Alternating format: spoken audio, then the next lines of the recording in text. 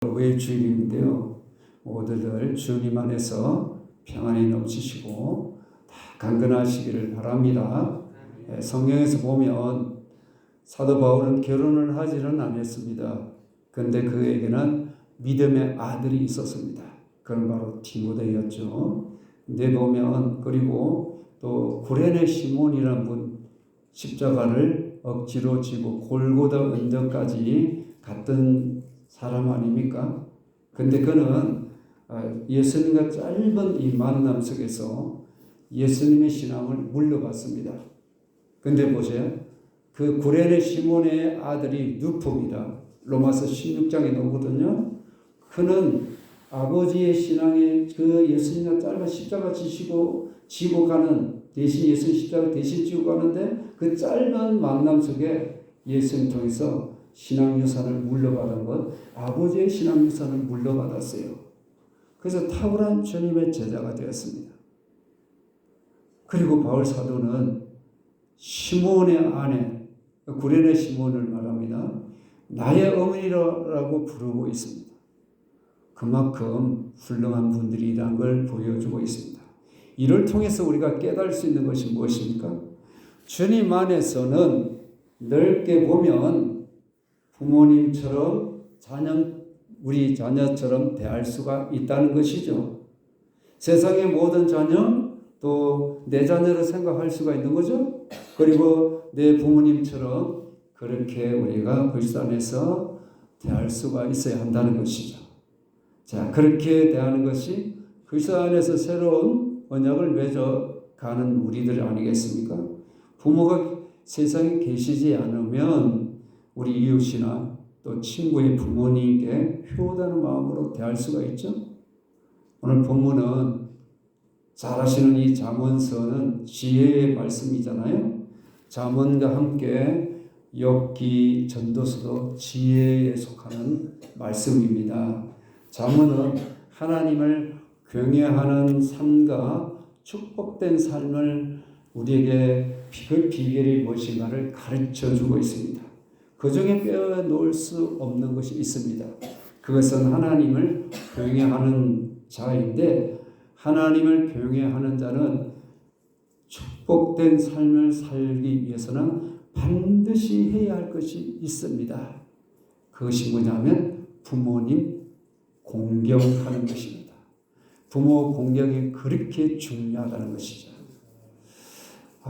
이걸 말씀을 전하는 저도 참 마음이 약간 좀 무겁다는 생각을 들 때가 있습니다. 근데 보세요. 부모님을 공경하는 이 하라는 명령과 연결이 되어 있는 것이 있는데 그것은 진리, 지혜, 명철, 분별하며 판단하는 이것도 같은 지혜에 속하고 있는데요. 부모 공경은 진리를 행하는 것입니다. 지혜를 행하는 것이고 명철을 따라 사는 삶입니다. 부모 공경하지 못하면 사람이 어리석게 된다는 거죠. 아무리 많이 배우고 똑똑해 보여도 부모 공경 못하면 미련하고 어리석은 짓을 본의 아니게 그렇게 하게 된다는 거죠. 부모님을 잘 공경하면 지혜로운 자가 된다는 거죠. 그러므로 우리 또 진리를 행하는 자가 될 수 있다. 이런 삶이 될 수 있다는 건 참으로 소중한 말씀 아니겠습니까? 그러면 부모님을 그 마음을 어떻게 기쁘시게 할 수가 있을까요? 먼저 아비에게 청종하는 자가 되라고 말씀합니다. 이는 부모에게 순종하라는 의미입니다. 22절 같이 합독합니다.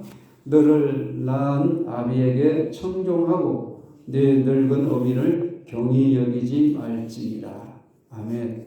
청종하라는 말은 부모의 말씀을 귀를 기울여서 드러나는 것이죠. 왜 부모의 말씀을 우리가 귀 기울이면서 그렇게 대해야 할까요? 부모님은 인생을 먼저 경험한 분들이죠. 인생의 경험자입니다. 이 인생의 선배이기도 하죠. 부모님 경험이 어떻습니까? 나보다 지혜가 앞설 수 있는 거죠. 이 말은 그분들의 이야기를 들어보라는 거죠. 부모님의 지혜를 내가 들어봐. 부모님의 경험했던 거, 실패했던 거, 잘했던 거, 성공적인 거 부모님을 통해서 들어보면 내가 그 부모님 말씀 들으면 실수를 줄일 수 있다. 이 말인 것이죠. 자, 그러므로 듣고 따르면 얼음을 막을 수 있다는 말 아니겠습니까? 이스라엘 사람들은 신앙적인 지혜가 있습니다. 그 지혜는 전해져서 물려받은 것인데요. 전해오는 것이란 조상 대대로 내려오는 지혜입니다. 근데 그것은 노인들과 어른들이 이야기해 주시는 데서부터 시작됩니다.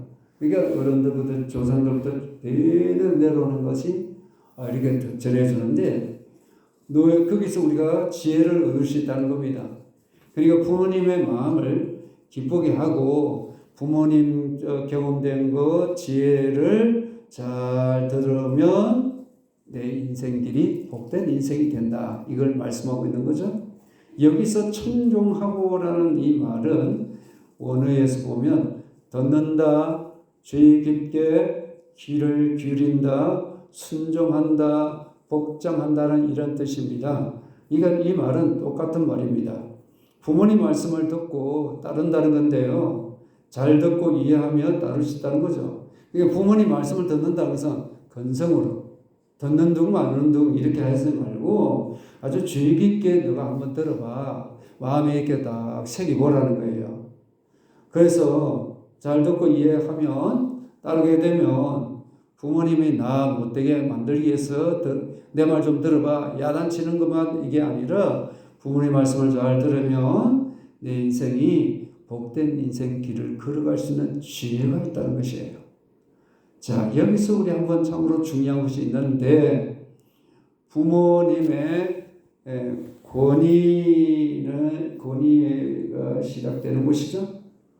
부모 권위의 시작이 되는 곳입니다. 그러므로 내가 부모님을 따른다고 해서 부모님의 권위에 순종하는 것이죠. 사회생활에 권위에 대한 순종으로부터 시작되죠.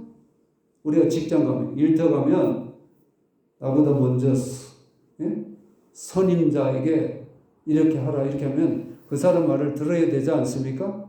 그 권위죠, 그 자체가. 그러니까 부모에게서부터 권위가 시작이 되는데 내 인생이 부모에게 말을 듣지 않는다? 그러면 권위에 순종하지 않기 때문에 사회생활이 어려운 거예요. 이걸 우리가 잘 아셔야 합니다. 그래서 부모에게 순종해야 다른 사람의 말을 듣고 순종하게 됩니다. 부모에게 순종하지 못하면 이웃이나 하나님께 순종할 수 있을까요? 못하는 거예요. 부모님 말씀을 귀 기울여야 할 이유가 여기 있습니다. 부모에게 순종하면 하나님이 기뻐하시고 놀라운 복을 주십니다. 부모님이 마음에 안 들어도 하나님을 바라보고 순종해야 하지 않겠습니까? 요셉의 경우 아버지 야곱이 형들의 안부를 좀 확인해 보고 오라고 심부름을 시킵니다. 요셉이 간 곳이 세겜이에요. 세겜에 가니까 아무리 찾아도 없는 거예요. 어떤 사람이 이렇게 말하기를 저기 도단에 보니까 있는 것 같다. 그 말을 듣고 거기까지 가는 거예요. 세겜 도단까지 이 둘 다 합하면 130km입니다. 130km면 그 당시에는 자가용이 없기 때문에 엄청난 많은 시간이 걸리는 시간이죠. 그 먼 길을 요셉은 그대로 순종합니다. 요셉은 부모님 말씀에 대한 순종을 하는데 성경은 왜 그렇게 기록을 했을까요? 요셉처럼 너가 순종을 하면 복을 받는다는 것을 말씀하고 있는 것이죠. 하나님께서 그 순종하는 자를 귀하게 사용하신다는 겁니다. 그냥 우리에게 성경에 이렇게 기록됐으니 너나 알고 있어. 성경 지식을 빠삭하게 알고 그렇게 살아라는 거 아니라 그냥 이것은 뭐니까 그렇게 너가 그 말씀을 실천하면 너는 복 있는 자가 되고 존귀한 자가 되고 너 길이 활짝 열리게 된다는 것을 말씀하고 있습니다. 그래서 우리도 그렇게 해야 한다는 말씀이지 않겠습니까? 이 말씀은 쉬운 말씀은 아니죠. 갈등도 생기고 거부감도 생길 수도 있습니다. 이 내 힘으로는 어렵습니다. 그렇기 때문에 하나님의 도움이 필요해요. 하나님 의지하여 하나님께 기도하시면서 부모님 이야기를 들으면서 순종하면 우리가 실패하지 않고 잘할 수 있을 줄로 믿습니다. 부모님이 잘한 것도 필요하지만 내가 듣는 것이 실패한 이야기도 듣는 것도 다 지혜입니다. 부모님이 내세울 만한 성공적인 삶을 못 살았다 할지라도 눈물 나는 경험 속에서 우리가 많은 것을 배울 수가 있습니다. 그러므로 부모님의 경험 속에서 얻어지는 이 지혜를 듣는 마음이 효도입니다. 사람들 자기 마음대로 하다 보면 실수하잖아요. 이것은 경험 많은 어른들의 이 말을 듣지 않는 데서 오는 것이죠. 효자는 실수가 없다는 이런 말을 하는 분도 있습니다. 먼저 하신 경험을 소중히 귀담아서 들었기 때문에 지혜로운 사람이 될 수 있는 거죠. 그렇다면 부모님을 그 마음을 어떻게 우리가 대해야 할까요? 어머니를 경히 여기지 말라고 합니다. 이는 부모님에게 무례히 행하지 말라는 말씀이죠. 우리 다시 한번 22절을 같이 합독합니다. 너를 낳은 아비에게 청종하고 내 늙은 어미를 경히 여기지 말지니라. 아멘. 늙은 어미란 이 말은 어머니가 늙었을 때라는 말씀이죠. 즉 힘이 없는 어머니 너 멸시하지 말라는 말입니다. 늙고 힘 없다고 함부로 대하기 쉽단 말이죠. 부모님을 내신 분이 하나님이시죠. 그 부모를 무시하면 하나님을 무시하는 것이 된다는 거죠. 어머니로부터 가르침을 받을 시기가 내 나이가 이 나이인데 언제 엄마한테 내가 들을 것이 어디 있어? 하고서 무시할 수 있는 거죠. 내 나이가 몇 살인데 뭘 들어? 이 생각을 하면 우리가 어머니를 아주 경히 여기게 된다는 겁니다.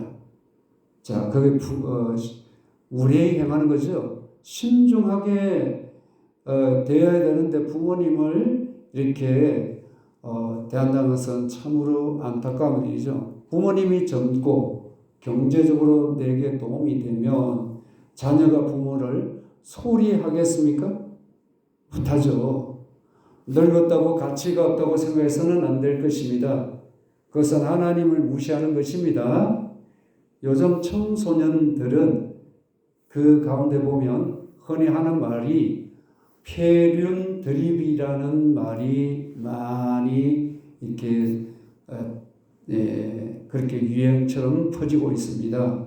이 폐륜 드립이라는 말은 상대의 가족이나 친지, 특히 부모를 비하하고 무시하고 모욕하고 성적으로나 이것을 발언해가지고 어디에 올리냐면 인터넷이나 그리고 핸드폰을 통해서 막 올려서 막 안 좋게 이렇게 이게 확 퍼지는 거예요.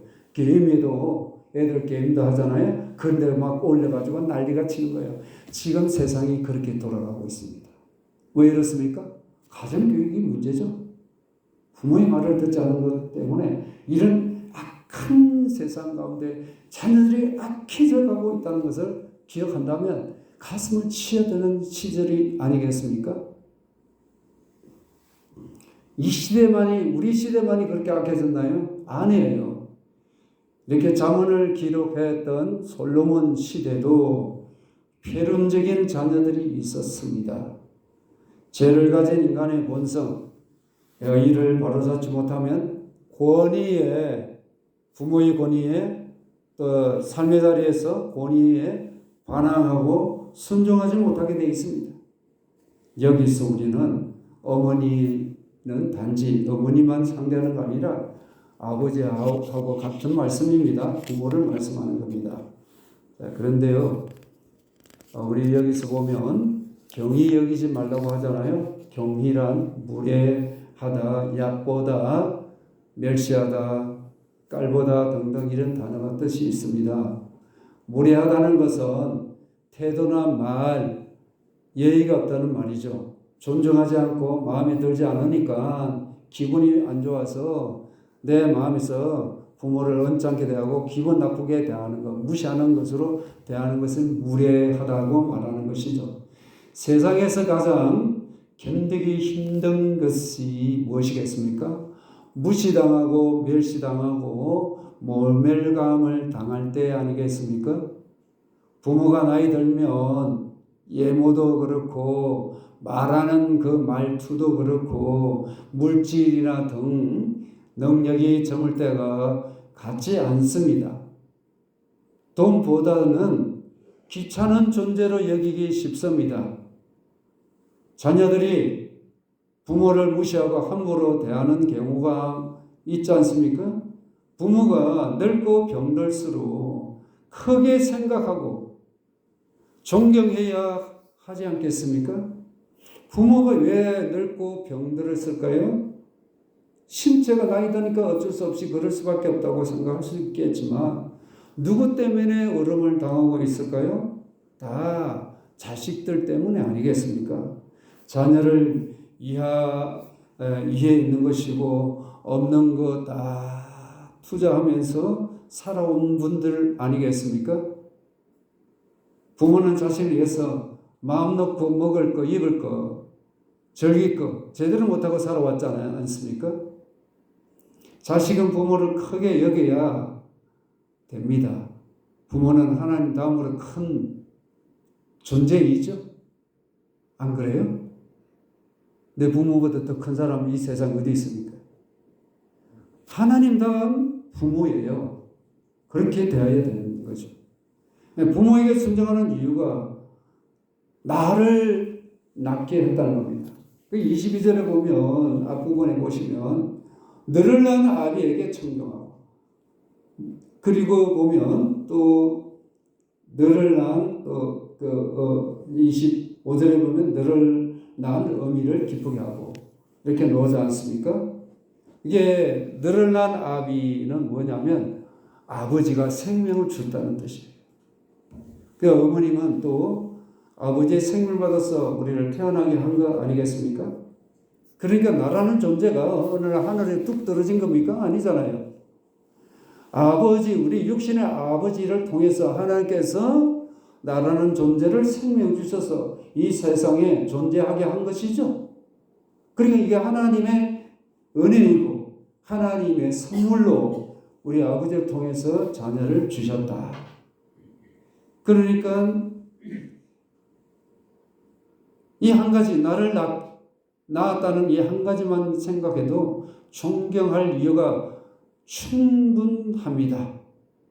나를 낳았기 때문에 사랑하는 마음이 우리가 있어야 되지 않나 생각합니다. 우리를 존재하게 한 분들이 부모님 아니겠습니까?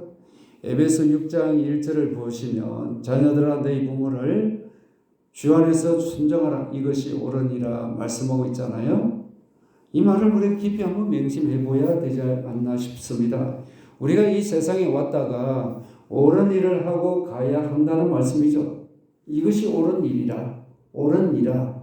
그러니까 우리가 살면서 옳은 것을 행하고 가야 하는 인생이죠. 그래서 누군가가 내가 옳은 것을 가르쳐 줘야 되는 거예요. 그건 잘못된 건 잘못됐다고 가르쳐 줘야 되는 거 아니겠습니까? 옳은 길로 가는 분들이 되기를 바랍니다. 근데 이 옳은 길로 가려면 주 안에서 부모님께 순종할 때 옳은 길로 갈 수가 있다고 성경은 분명하게 말씀하고 있습니다.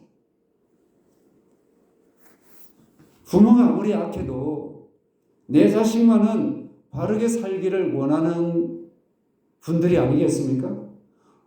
자, 부모가 자식에게 잘못되게 가르치는 부모가 있을까요? 못되게, 너 강도질해, 너 도둑질해, 이렇게 부모가 가르치는 부모가 있을까요? 없죠. 내가 악하지만 너는 나처럼 살지 마. 너는 제대로 좀 살아야 돼. 그렇게 부모가 가르치지 않겠습니까? 부모님의 이 가르침, 옳았음을 인정해 드리는 것이 효도입니다. 그리고 기쁨으로 그 길을 따를 때에 그것이 효도입니다. 부모님이 이렇게 너 좀 해봐. 그러면 듣고서 안 하면 효도가 아닌 거예요. 그 길로 가는 것이 효도다. 부모님을 즐겁게 하는 거기에 효도하는 길이요. 효 자체는 축복이죠. 그래서 에베소 6장 2절 3절 보면 내 아버지와 어머니를 공경하라. 이것은 약속 있는 첫 계명이니 이로써 네가 잘되고 땅에서 장수하리라.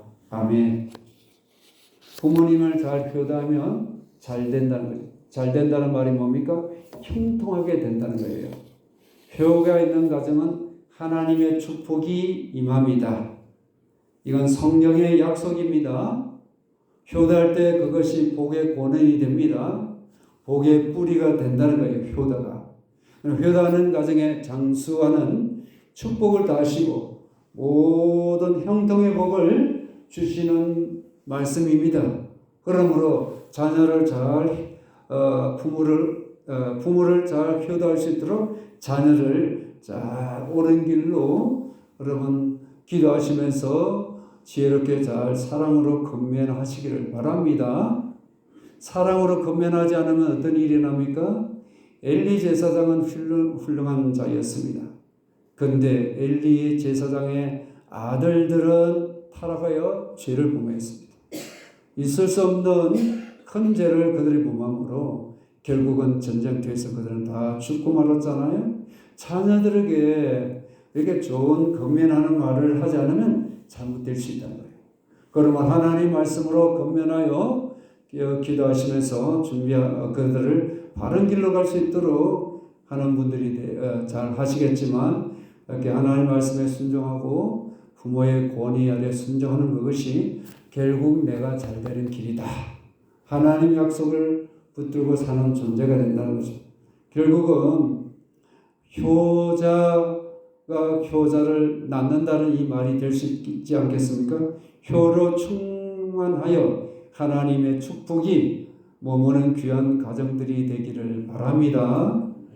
부모를 크게 생각할 때 자녀도 크게 되고 부모를 무시하면 나도 무시당하고 보잘것없는 인생이 되는 거예요. 그래서 부모님을 크게 여기시고 그래서 그 놀라운 은혜가 우리 모두에게 되기를 바랍니다. 자, 눈에 보이는 부모를 소홀히 여기는 자식이 눈에 보이지 않는 하나님을 제대로 섬길 수가 있을까요? 부모를 제대로 섬길 때 하나님을 제대로 섬길 수가 있습니다. 너의 어머니 늙을 때에는 힘이 없어진 때를 말하는데 힘 없는 어머니를 멸시하지 않아야 되겠죠. 멸시하는 것은 악한 행위가 되는 것이죠. 부모는 오랜 삶을 통해서 쌓았던 경험, 그건 지혜이죠. 그 지혜 부모가 배우지 못했지만 가진 것 없다 할지라도 그 부모님 입에서 나오는 지혜로운 말 한마디가 나를 지혜롭게 만들고 세상에 실수 없이 그리고 그 말씀대로 내가 살았더니 내 길이 잘 되는 길이 열리는 복 있는 인생이 된다는 것을 성경에서 말씀하고 있습니다. 자, 그러면 우리가 부모님 말씀을 듣는 것이 중요하다. 내 마음에 거부감이 생기고 갈등이 생기고 그 자리에 뛰쳐나가고 싶고 그 말 듣기 싫어서 짜증 부리고 이렇게 하는 거 우리가 잘못을 하나님께 구하시고 용서를 구하면서 부모님께 잘 이렇게 대중으로 말미암아 잔소리 여기는 거 아니라 나이 어릴 때는 엄마 아빠에서 잘 따라가지만 나이가 들면 잔소리같이 들리는 거예요. 듣기 싫어하는 거예요. 그게 아니라는 거죠. 그래도 겸손한 마음으로 받아들이고 따라가는 것이 참으로 중요하다. 왜? 부모님의 권위를 인정하는 거예요. 듣고 하는 말이라도 그냥 그대로 순종하면 하나님이 기뻐하실 줄로 믿습니다. 그리고 가볍게 여기지 말라. 경히 여기지 말라. 무시하지 말라고 말씀하고 있죠. 힘없고 나약할수록 더 존귀 여겨야 될 줄 믿습니다. 부모님을 그 다음에 우리가 기쁘게 해드려야 합니다. 25절입니다. 다 같이요. 시작. 내 부모를 즐겁게 하며 너를 낳은 어미를 기쁘게 하라. 아멘. 자녀를 키워본 분들은 다 아시잖아요. 자녀가 태어난 뒤로부터 그때 부모님은 기쁨이 자녀에게 다 쏟아지잖아요. 자녀를 중심으로 모든 것이 삶이 움직이게 되어 있어요. 아무리 과거에 좋은 옷을 입고 좋은 음식 먹고 사람들 만나고 만남을 좋아해도 정상적인 부모라면 자녀 때문에 과거에 누렸던 상당한 부분을 희생을 합니다. 자녀를 위해서 하는 것이죠. 그러니까 부모님들은 자녀를 위해서, 자녀의 미래를 위해서 행복과 기쁨을 희생을 하는 분들이죠. 자, 이를 아는 자녀들이라면 이 은혜에 감사해야 되지 않나 생각합니다. 은혜에 감사한다면 당연히 부모님께 기쁨을 드리는 데 힘써야 되지 않겠습니까? 여기 보면 즐겁게 하며, 이 원문에 보면 이 단어 뜻이 밝고 생기가 넘치게 되며 원기를 복돋아 준다, 유쾌하게 한다, 이 말씀입니다. 즐겁게 하는 거. 그 말을 그러니까 힘이 나네. 이거 나도 모르게 기분이 좋아지네, 이 말씀이죠. 최고의 기쁨은 자녀 아니겠습니까? 부모 입장에서 자녀가 있으면 자녀들이 자기를 기억하고 사랑하고 이렇게 위한다는 걸 알면 부모님 어때요? 힘이 생기는 거예요. 원기가 생기는 거예요. 마음이 막 좋아져. 우리 애가 전화를 했는데 엄마 이런 일이 있고 이런 일이 좋은 일이 있고 막 엄마 기도해 줘가지고 응답이 있고 막 이런 말 들으면 그래 해가지고 엄마 마음이 붕붕, 아버지 마음이 붕붕붕 떠는 거예요. 힘이 나는 거 아니겠습니까? 근데 부모님 마음을 이렇게 이렇게 마음을 아프게 하면 안 좋다는 거죠. 사소한 이야기도 부모님과 함께 나누기를 바랍니다. 사소한 것도 주고받고 또 이렇게 손도 만져주고 그렇게 또 안아주고도 하면 참 좋은 거죠. 어버이 주일에 부모님을 향해서 효도하고 하나님 앞에 우리 신앙인으로서 온전한 삶을 살기 위해서 반드시 가져야 할 우리 모습입니다. 부모에게 호성스러운 자녀는 순종하는 자녀이고 부모보다 먼저 그 자체가 얼마나 중요한 분인지 창세기 37장을 보면 야곱과 요셉의 사건을 통해서도 우리가 확인을 할 수가 있습니다. 야곱의 아들들이 12명이지 않습니까? 근데 요셉의 형제들이 그 요셉을 이집트로 팔아넘기고 거짓으로 요셉이 사나운 짐승에게 물려 죽었다고 이렇게 말했잖아요. 그래서 옷을 찢어가지고 그 짐승의 피를 묻혀서 아버지 야곱에게 이게 보여드렸잖아요. 아버지 야곱이 11명의 아들이 있었지만 얼마나 절망했던지 나 서울로 내려가겠다고 이렇게 말합니다. 이 말은 난 이제 죽고 싶다는 거예요. 살 의미가 없어. 나는 이제 지금이라 하나 나 좀 데려가 주십시오. 이 말을 하는 거죠. 어떤 위로도 필요가 없는 거예요. 하지만 이 이후에 요셉이 살아있음을 그가 확인을 한 후에 어떤 일이 일어납니까? 야곱이 기운이 막 솟아나고 만족해서 너무 좋아하지 않습니까? 살고 싶은 마음이 생긴 거예요. 기운을 차려서 내가 요셉을 보러 가리라.